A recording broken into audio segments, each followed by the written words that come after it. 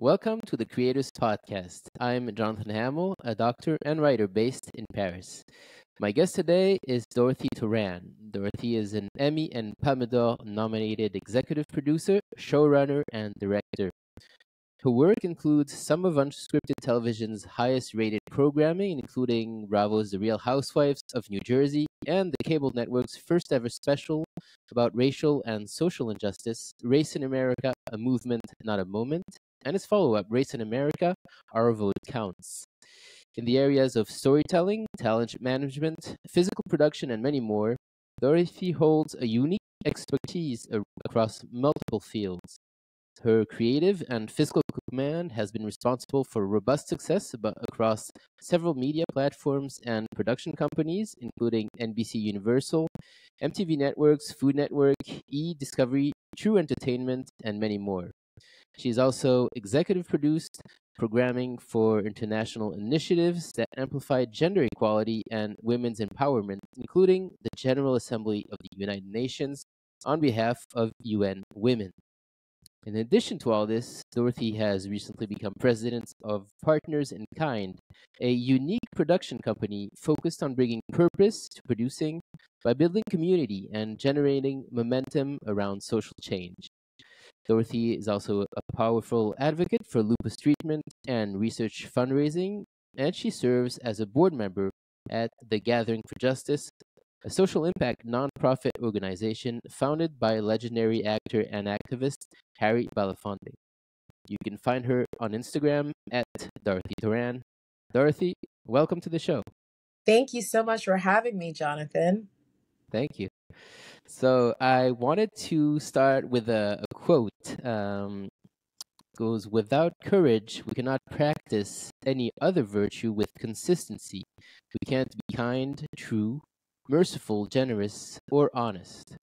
So it's Maya Angelou, and I wanted to know if this quote means anything to you.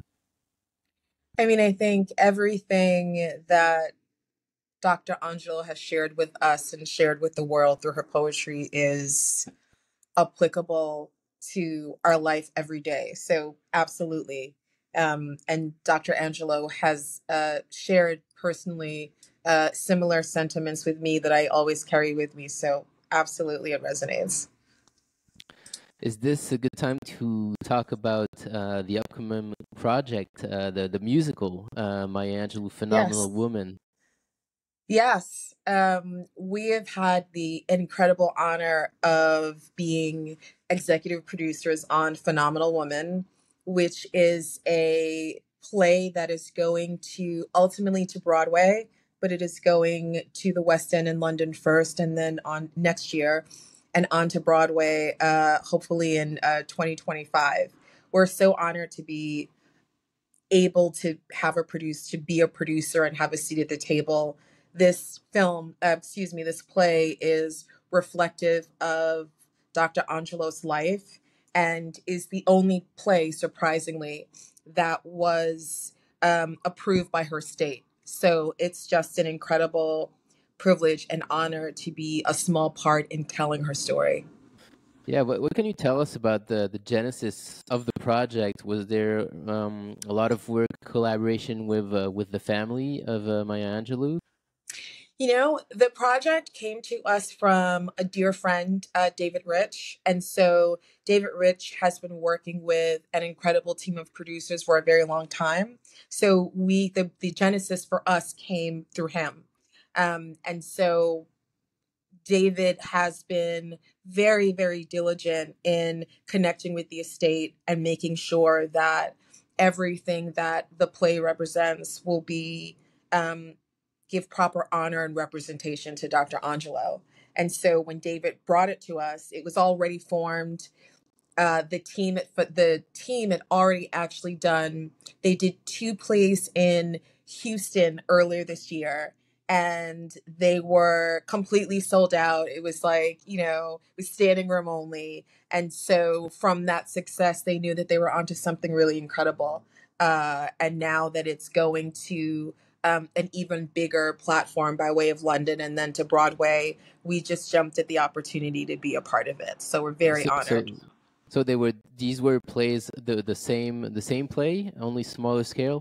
Oh, okay. Yes, exactly. The same play, only a smaller scale. I think certainly as it grows creatively, I'm sure there'll be adjustments, because there are adjustments all along the way in everything we do, whether it's a play or a film or a show, as it grows. So I'm sure there'll be small adjustments, but the heart of what they did in Houston is what the play will be for audiences around the world to see. So it'll be a musical with singing, dancing, everything. Yes. I mean, we are David is really working hard in the creative, and he'll share it when he's ready, but it'll have all the things I imagine Broadway shows have. So definitely there'll be a heavy emphasis on music, and on performance, and also on poetry, right? Because it's Dr. Angelo. So there would be no way to do anything in a space representing her without poetry being the center. For sure. And you mentioned earlier that you had a personal interaction with her. Can you share a little bit about that? Sure. I, many years ago, produced a project for Essence Magazine for um, an award luncheon that Essence does, I believe still does every year, called the Black Women in Hollywood Luncheon. And every year at the luncheon, Black women are honored both behind and in front of the camera. And this particular year, we were profiling Dr. Angelo.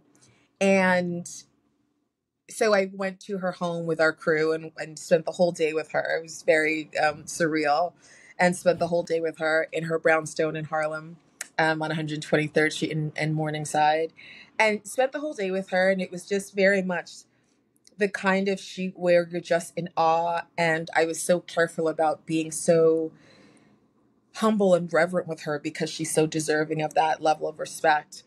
And so at the end of the shoot, we asked if we could take a crew photo with her, and she said, of course. Um, and she was sitting down in this very like majestic looking chair, and the crew was standing around her, and I was standing, and so I got on my knees so I could be kind of level with her for Mhm. the photograph. Um, and she chastised me, and she said, "Child, get up." And I was so confused. I was like, I am being yelled at by Maya Angelou. What's happening? And I said, Dr. Angelou, what do you mean? And she goes, you get low for no one, not even me. Mm. And so the photo is of me standing next to her while we took that photo. And it was an incredible learning lesson that I have taken with me every day of my life since. Wow, amazing. Yeah. Okay, so I want to go back a little bit Okay. to your beginnings, and then we'll come back to Partners in Kind. Sure. I heard that you started out as a switchboard operator on the Maury Povich show a long time ago. I think you were still in college. Can you tell us what you were studying at the time? Sure.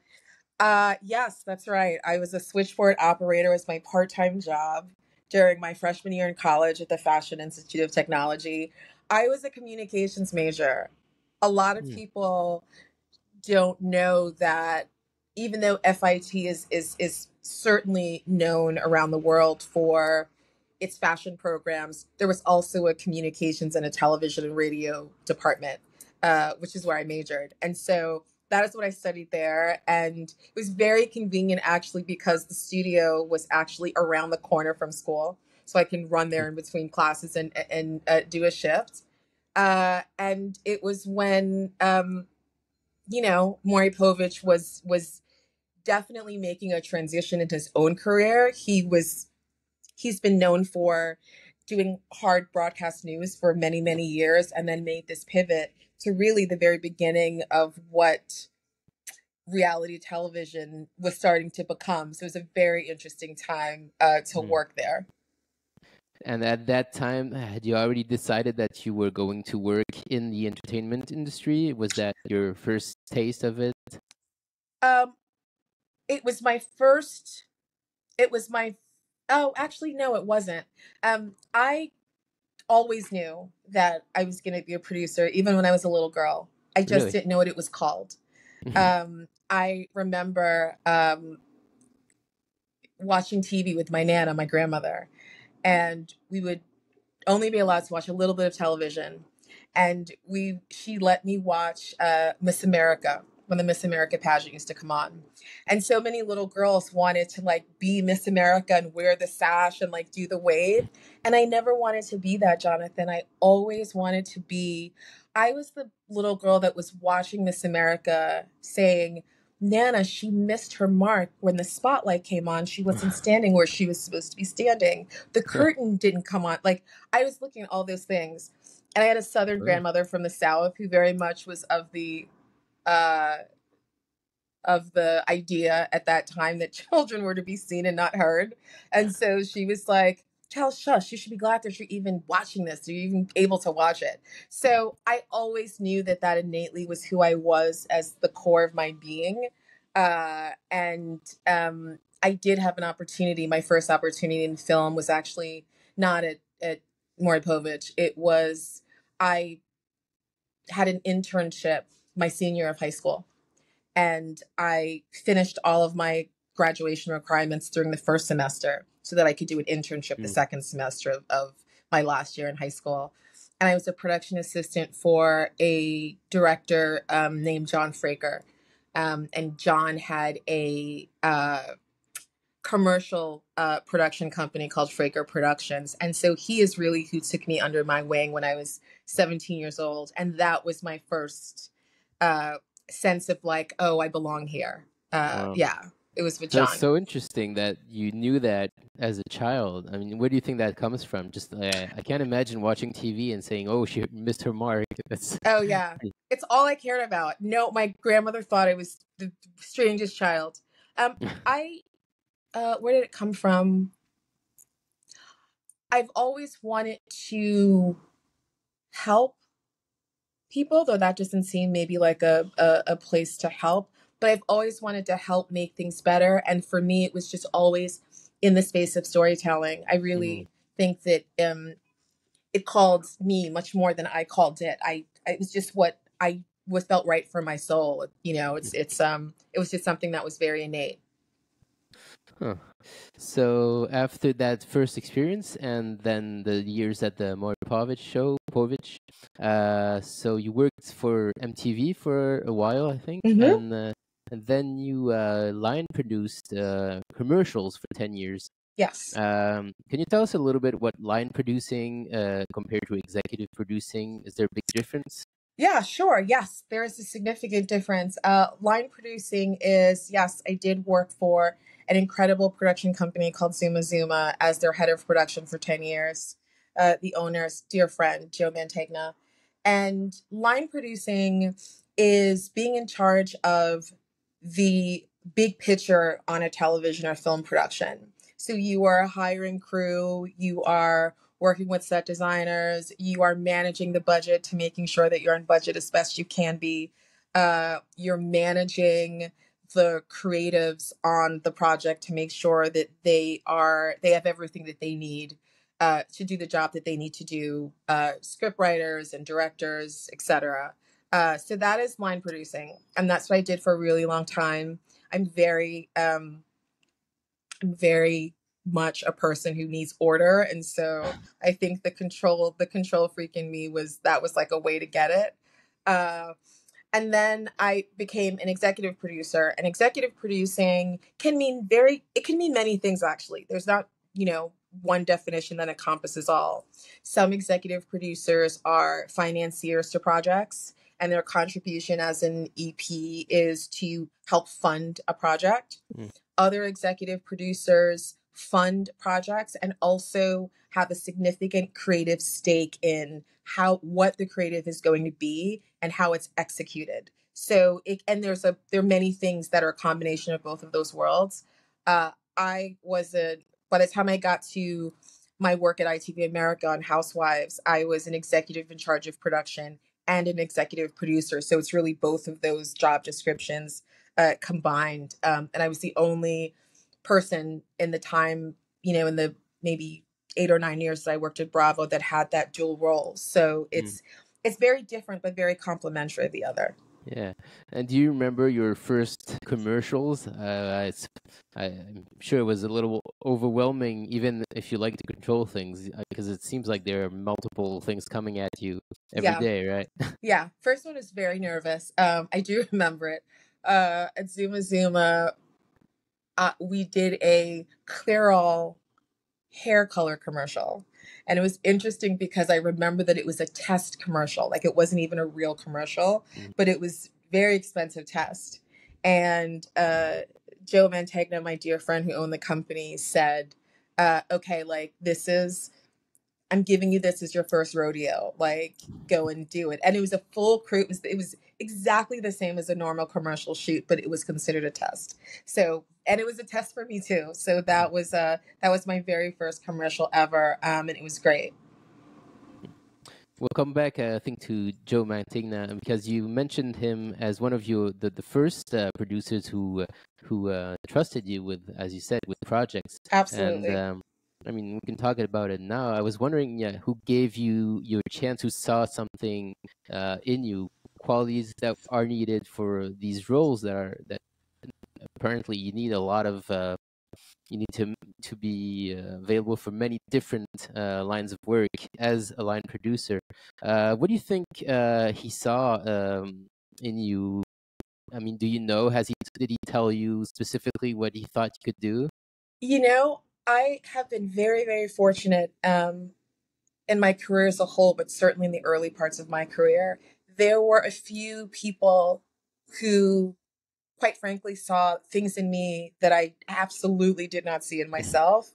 And Joe is a significant part of that in my life, as is John Fraker, as is Paula Pevsner, who was my boss at the Maury Povich show, which was because the Maury Povich show was a television studio, but it was also a post production house. And so I was working first as a switchboard operator, and then Paula pulled me over to mentor me on the Mm, post production side. And then when I went to Sony and was working as a graphics assistant in their post production department, Robin Horlick was my boss. And I just have been incredibly fortunate because they all poured into me so much more than was just the boss employee mm, relationship. We really have become a family, and a really big part of, I think, the confidence that I have now today as a woman is because of all of them pouring into me. I really do. so great, yeah. So I wanted to talk about this new production company that you are now the president of, called Partners in Kind. So it was born in 2022, so very Hmm. recently, with two philanthropists, Gillian Hmm. Hormel and Shelley Tigielski, who created this company. And I think you directed their first project called All Hands on Deck as an executive producer before becoming president of the company. Was wondering if you could talk about this first program, All Hands on Deck. Sure. All hands on deck really was just that. It was all hands on deck. It is a series, it's a docu-series that is based on Shelley Tigelski, one of our co-founders, has an incredible organization called Pandemic of Love. And so the series is based from Shelley's organization. It was Shelley's brainchild. And the show is about charting the journey of how communities join forces and band together when a member of their community is in need of support. And we, you know, there are stories from all around the world that we will tell through this series. The pilot, which is what we shot for 3 very hot weeks in North Carolina this past April, and it was really incredible to organically watch something that, I mean, those communities are galvanizing whether there's a TV cameras recording them or not. So Mm, it was really incredibly a gift to be able to be a part of that, um, and know that it was happening in real life. So we were able to, the focus of the episode was taking um, a family, a single mom and her daughter who was chronically ill, who had lupus actually, and taking them, seeing them first in going from homeless shelter to a motel, and ultimately we were able to put them in a real home, and give them stable housing for the rest of their lives. It was a very special episode, and the mark of what we'll do in the show. And this is, I guess, what you call unscripted television. Yes, So exactly. It's many unscripted. It's a surprises. docuseries. So many surprises coming every day as you Yes, shoot, I suppose. Yeah. yes, So, yes. And it's and happening in this, real time, so you often don't know what's going to happen, which I think is the best part when you're making a docuseries. It's those moments that you don't expect that really like make the show. yeah. So I suppose your years on Housewives, you taught you how to adapt to many situations and go as you have to do in unscripted, right? As For opposed to, I sure. guess, scripted and what's going to happen every day. Yeah, for sure. For sure. All the Mm, Bravo experience has been incredibly valuable to use it in this capacity. I'm sure. So, so this production company, Partners in Kind, would you say that the best way to define it is that you're trying to create content that it's not only made for passive consumption, but also in hope of creating action in the viewer and getting the audience to connect and spread compassion? Would that be correct definition? Yes, it's absolutely, Jonathan. You're spot on. It's the perfect definition for who we are. Partners in Kind is a company whose mission is to tell stories that amplify the voices of those marginalized communities across all marginalized communities that are often not heard. And so we only make programming that will do a few things, which we call a part of our rubric. Um, we only make programming that is kind, that has some sort of social impact, that has some sort of component to really help audiences be in someone else's shoes and see a different vantage point and have compassion, and also promote the idea that we are so different, but we are still so much more alike than we are different. So it's defined common ground, and that is across race, gender, socioeconomics, the LGBTQ plus community. It's really on all sides. And a big part of our mission and one of our mandates is, when it's the engagement piece you were talking about, any project that we produce, there is always going to be an impact campaign as a companion component. And the reason that we do that, and I know we're going to talk about The Beat Goes On in a little bit, the reason why we do that is because we want to be active in making the world better. And a lot of times you watch a documentary about something that you didn't know that is either inspiring or that may be deeply troubling.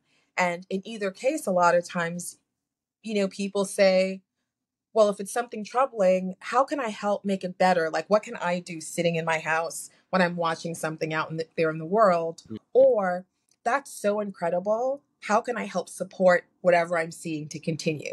So, in either case, the engagement is very important. And so, our impact campaign is a call out to viewers, to say, here's how you can help. Here's how you can do this in your communities. This is replicable and it's scalable and all of those things. So, we believe that just impact is not just showing someone a perspective, it is inviting them into being a part of the change. And how will you invite the viewer in? Will that be through the website?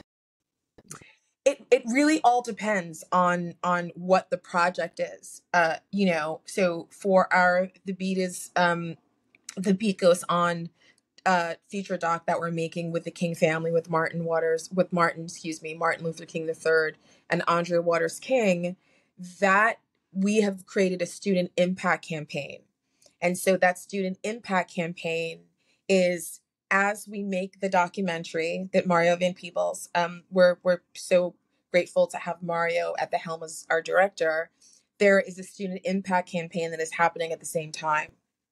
And Mm. so that student impact campaign, we are taking submissions from college student filmmakers or emerging filmmakers all around the country to help us tell that story. So that's how we're doing it. That's an example of how we're doing it for The Beat Goes On, but we customize it for every single project. You know, Yeah. for Phenomenal Women, we'll do something different. So it just depends on what the project is. We figure out what could be the most impactful way to engage our audience. Right. And so I saw on your website you have purpose and production funds that goes to four, I would say, big categories: emerging voices, underrepresented voices, every woman's voice, and climate and environment stories. So how do you find the stories? Do you create all the stories, or do people submit ideas? How does that work? It works both ways. There's stories that we create, and there are a lot of stories that come to us like daily. There are so many pitches and stories that come to Yeah. us that that deserve to be told. And so every single day we're making those decisions and considerations. It's, you know, you want to make every single thing that comes to you, right? And the reality is that's not possible. So it's really, really being very intentional about the kinds of stories that we are supporting to make sure that they're touching different missions, different injustices, different disparities, to make sure that that if you look at the slate of our programming, you'll see a diverse cross section of stories that we tell. Plus, it's only the beginning, so you have time to Yes, make many of exactly. them. It feels like we've been doing this for like 6 years already, but it's really, we've only, Jillian and Shelley just were fabulous and just such powerful companions and producing partners with me, established the company in 2020, but it's really gone into active production just the past 6 months. So Oh, we're okay. really very busy already. We're accomplishing a lot in a very little bit of time. I was wondering, on a personal side, do you remember a program, either documentary, a film, or a book that inspired you to act, to acts of kindness and compassion? Can you remember something like that into the childhood or later on? You know, it's funny. You're Jonathan. You're really taking me back. You're making me think of something I haven't thought about in such a long time. And I don't. So when I was a very little girl, around the time of the watching the Miss America pageants with Yeah. my nana, uh, our favorite show to watch together was Little House on the Prairie. Favorite show to watch. Laura Ingalls. It was our favorite show to watch. And I think subliminally, excuse me, there was something about that. There was something about watching a family care for each other, but care for the community around them. And they didn't have a lot of external wealth and riches, but they really were so rich in love and in support and encouragement. I think maybe that was like the Hmm. beginning of a seed that maybe plants it, which I thank you for that, because I've not thought about that since I was a little girl. But I think that is one that and we read the books after we watched the series, and it just was something in our family that continued to. So the theme of community and giving back has just always been Yeah. a part of my life.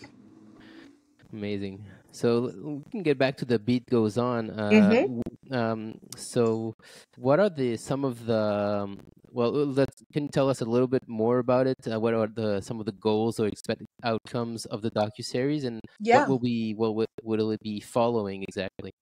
Of course. So The Beat Goes On is a feature doc or docuseries. We're still debating which format it'll be, that follow grantee organizations that the Kings support through two of their initiatives, the Drum Major Institute and the Drum Major Coalition. And across both of those organizations, the Kings support about 37 grantee organizations.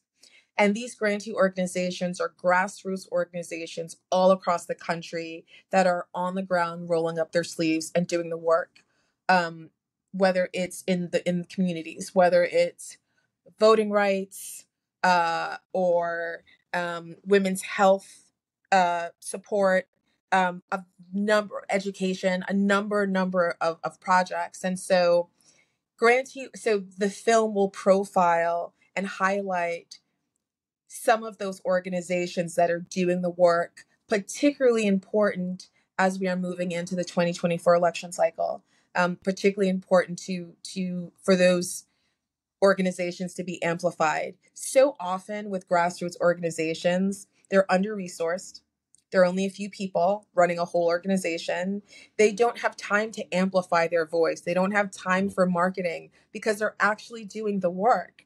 And so Andrea and Martin wanted to create an opportunity to be able to amplify those voices, particularly because they need that support as they are lobbying in this coming election year uh, for for resources and support for the causes that they're doing on the ground that affect communities. So we thought it's a critical time to make this film, and we are leaning into it very deeply. And so that is what the film will be about. That's what it'll follow. And it'll follow those organizations around the country. And then as a part of that, the companions will be the Student Impact Campaign that will have students make their own short form content to support some of those organizations as well. That'll be on the organization's their website and in meetings when they are having meetings and going before Congress and lawmakers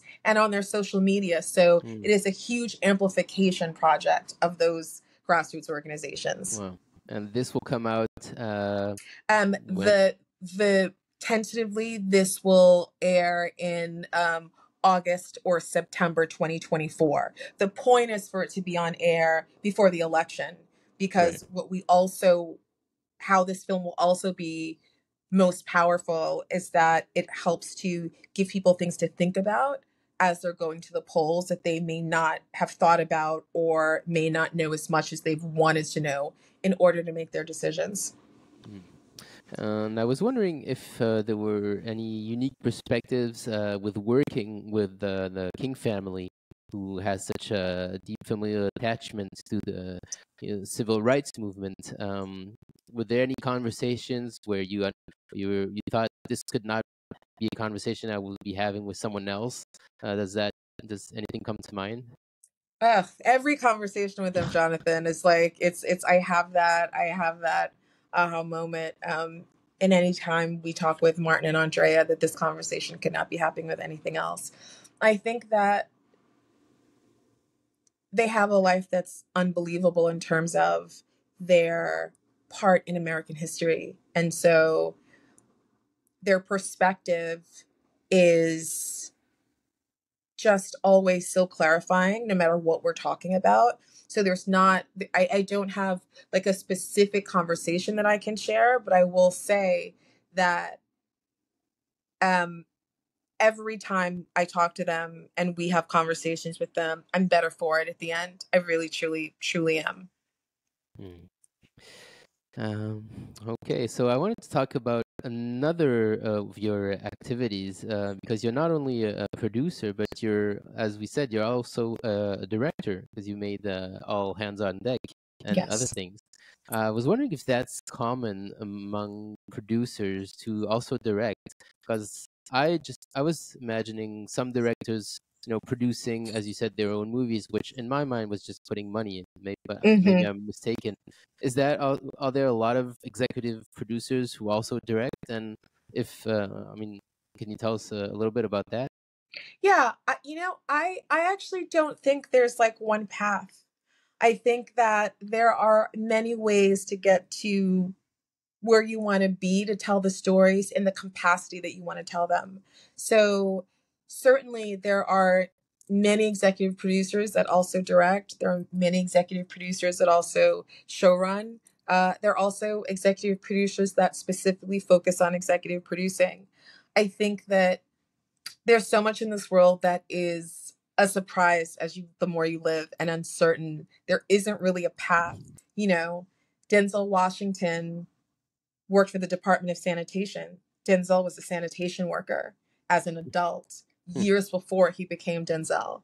So I think that it's Oprah was a news anchor on this tiny news station, and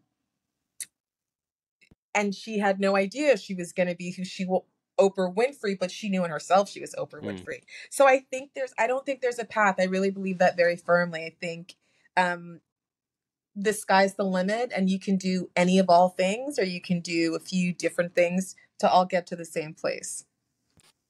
So you might direct feature films, movies. There is no limit. Yeah, sure. I mean, this the job of being president of Partners in Kind takes up all my time and leaves room for nothing. But it's always a skill set and a talent that I'm blessed to have, and also certainly is an addition to the work that we do at the company, in terms of our creative work. So I'm thankful to wear the dual hats. Yeah, and I was wondering who gave you the first opportunity to direct. Was it just we need someone, and you said I can do it? It's I don't. It's funny. I don't remember, because I think it was very organic. It was very, I'm sure, there were commercial productions that at some point something needed to happen and it just started to become something that I did. And again, I was very like, I knew that I was a producer in my soul, but I was very undefined in terms of I'm only going to do this or I'm only going to do that. Or, Mm. I was just very flexible to the creative process. So it's so interesting that I can't remember the first time, but I can say it's happened, all along in my career. And were there any directors who mentored you or taught you, or was it just, as you said, something that because the limits are not that clear that you just progressively got to? Yeah. I mean, I've spent the last, 25 plus years of my career with directors, Mm. and spent a lot of time with them and been on sets with them, and many are my friends. Eaton Tyler was one of the commercial directors at the time that I probably worked with more than any other director when I was at Zuma Zoom, when I was a line producer. Spending, hours and weeks and days, or, traveling around the country on sets, you pick up a lot. Yeah. So I was thankful to I was thankful to be in spaces where I always had those opportunities to observe and to learn. Mm. So I was wondering to come back to more to producing, I guess, and executive producing. Mm-hmm. What your process is when it comes to decision making and deal making, because it seems like that's a big part of your day. Yeah. Deal making of all kinds is a big part of the day. Um, I think my process is to always think about how negotiations can be equitable and can be inclusive, and to always keep in mind what's best for what we're trying to accomplish at PIK. And so that's the lens that I always, and what's in the best interest of PIK.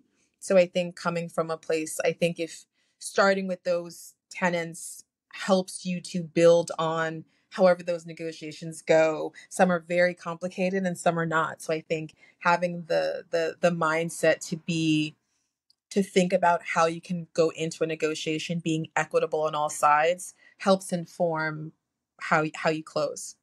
Mm. And that's, I suppose, also something you picked up along the way, just Oh from yeah, seeing. yeah. It's so funny. I will say an enormous part of my deal making and negotiation skills I definitely attribute to Joe Mantegna, because I think he was just I learned so much from him, more than I can ever say. He was, in that specifically, he was just like a master deal maker, Hmm. and so a lot of him is in me in that regard. Interesting. And now that you've been in this business for many years, are you also mentoring younger people who want to be in this position of being able to make deals and produce? Absolutely. I mentor young people. I mentor people, particularly young people, every day.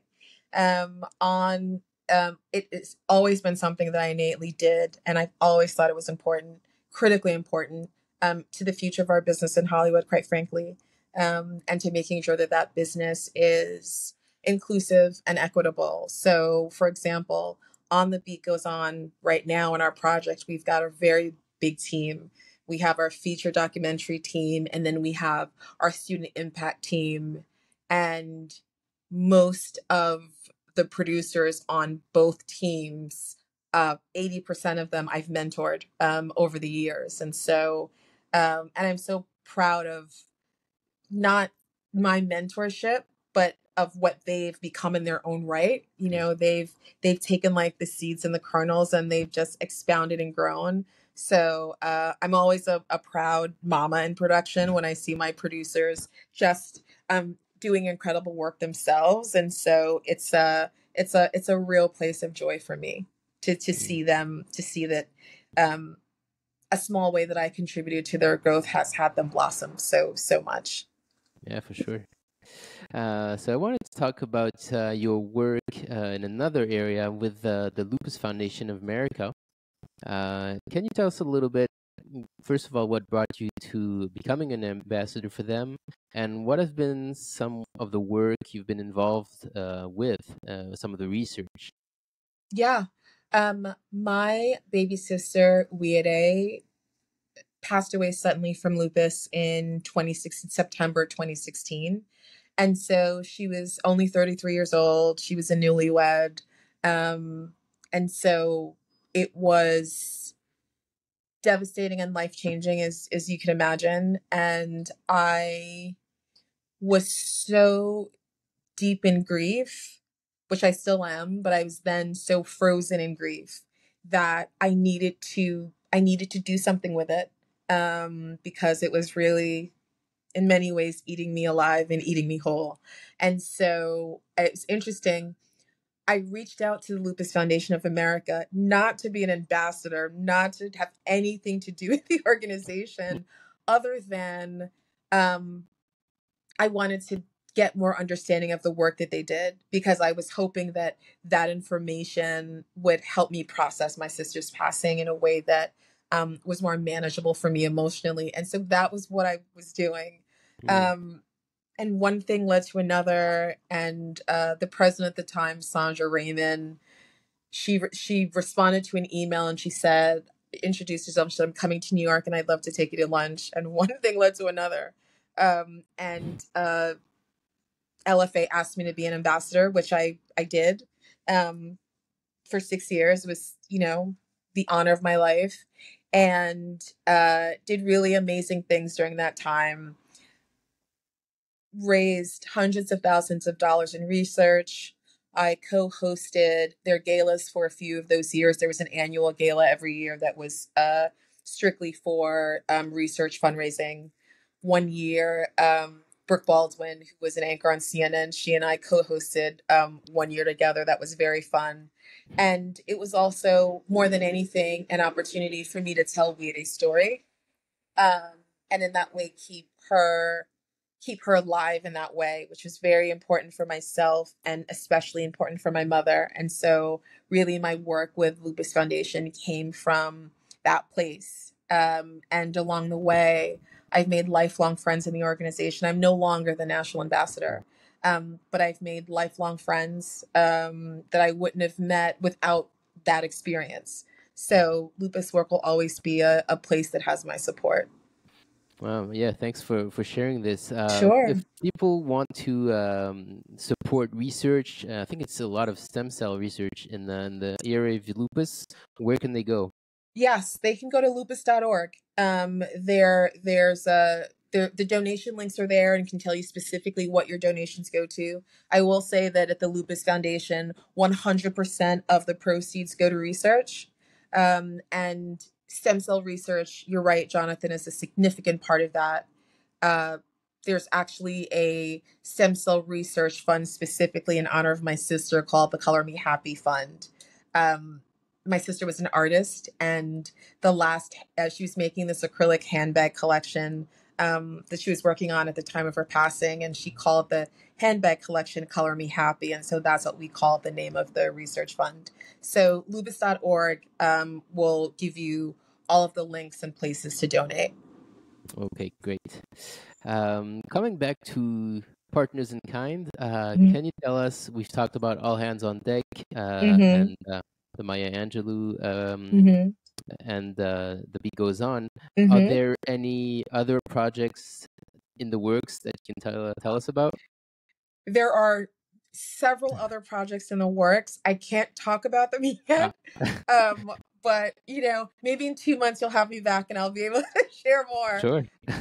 But there are lots of things. And again, what's important to us is to tell stories in all different ways. So it is telling stories uh, in all kinds of categories, social justice, um, environment, climate change, which is particularly, I think, a difficult one, um, because it's still not getting the kind of attention and storytelling that it deserves. So we're actually very focused on that right now, and are actually looking for really robust climate change stories. If you have any, Jonathan, please send them our way. Yeah, they're projects all the time. They're evolving and happening. A few months ago we couldn't talk about Phenomenal Woman, but now we can. So there's the joy is that there's always something new happening around the corner in progress. Yeah. And for Phenomenal Woman, can you tell us who wrote the music, the lyrics? Can you tell us a little bit about the cast, or do you not know yet? Uh, the cast and the director are still in progress. Actually, we're hoping to know that in a few weeks. Hmm. So I don't know those details yet. But I feel like in another month we could have a whole different conversation. But I can say the cast is, the producing team and so many of the creative principles behind Phenomenal Women are Black women that are at the creative helm. Um, David Rich is a white man who is just so incredibly, he's such a brilliant creative. He's so culturally and socially aware. It's just such a gift to work with him. So I can say whoever David's bringing into the fold, from director, composers, will be just the very best that there is, Mm. because he really is such an excellent producer. Well, can't wait. Yeah, it's uh, going to be good. yeah. So it seems like your passion across all this is telling stories. Have you thought of writing? Do you write? Do you have a book in mind or something? Yeah, it's funny you said that, Jonathan. You're like reading my mind. Uh, there's slowly a book. There's slowly, very slowly a book. Um, that is a book. Uh, it's called 7 Days, and it's essentially a book that is a memoir that also chronicles the last 7 days of my sister's life. So it's at the. I mean, saying it's at the infancy stages is like it's less than that, but it's slowly coming to me. It's Well, you slowly have the coming to title. me. So That's yes. good. Yes, I have the title. Thank you. That's good. And that's a good framing. So yes, thank you for asking that. It's coming. It's slow, very slowly coming, but it's Well, coming. books are slow, so take your time. Yeah. Yeah. Thank you. So, if you look ahead, speaking of Partners in Kind and other work you're doing, let's say 10 or 15 years, what impacts would you like to leave in the world of film production, or just in the world in general with all this work Yeah. that you're doing today? I think the mark I the mark that's important for me to make and what I'd like my legacy to be is that I helped people, whether it was by the stories that I've told or the people that I've physically um, helped, that their lives were better. So I think the ultimate compliment to a life well lived is that the people can say, I'm so thankful for her help. She was there. Those things of consistency are really important to me. So that's what I think more than anything is that in the stories that we tell and in the life that I live, that it's one that um, people that I've helped people. All right, great. Thank you. All right, well, Mm. thank you so much, Dorothy, for taking the Thank time. you so much. This is such a great conversation, Yeah, Jonathan. You're thank you. awesome. Thank you. Thanks. So once again, people can find you on Instagram at Dorothy Toran, and don't forget to check out the website for Partners in Kind. It's called partnersinkindproduction.com. So thank you everyone for listening. And if you enjoyed this conversation and if you would like to hear more, don't forget to like, subscribe, spread the word if you can. And you can find all the information about the podcast and my activities as a writer on my website, hameljohnson.com. Thank you, Dorothy. Thank you, everyone. Thank you so much. And see you soon on the Creators Podcast.